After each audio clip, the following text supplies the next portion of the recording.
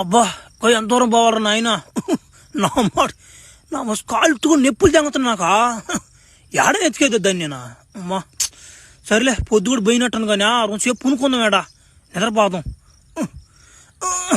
యాందబ్బా ఈడేడు పునుకోనడు అనుకుంటున్నారు కదా మీరా అది పెద్ద కథ. అది కథ ముందుకు వచ్చిపోదు ఏముంది. ఇప్పుడు నేను చెప్పాలి ఫ్లాష్ బ్యాక్ మీకు. ఆ ముసలి నా కొడుకు చెప్పమంటే వాడు చెప్పకపోతున్నా కూడా ఎంతసేపు ముసలి దానికి వస్తాం. అందుకే నేను చెప్తాను కథ. సరేగానే ఒరే సబ్స్క్రైబ్ చేయండి నాయన చూస్తుంటే కానీ మీరా మాట సబ్స్క్రైబ్ చేస్తా మూల బాధ తెంగండి నన్ను ఉంటాను కదా. సరేలే అయిపోయి ఒక దింగి తెంగండి నా మాట షర్ట్ నేను వేయాలన్నమాట హై పైకి. సరే కథలో పోదాం అంతే. ఏందసి ఇటూరమా వాడు ఎవడో తలకాయ మండిపోతున్నాడు. వాడి మనిషి దెయ్యం అర్థం కావట్లేదు. ఈ పిల్లాడు ఆడ ఎదుర్కొంటాడు వాడిని.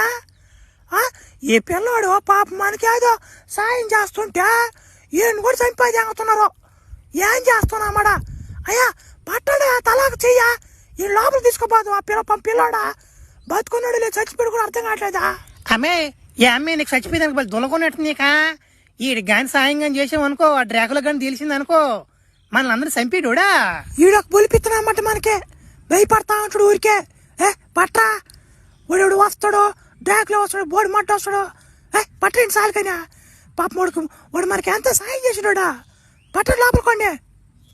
వాడు నాయన ఈ పిల్లవాడు కోలుకుని లేక ఒక వారం 10 రోజులు వేసేట్టున్నావ్యా.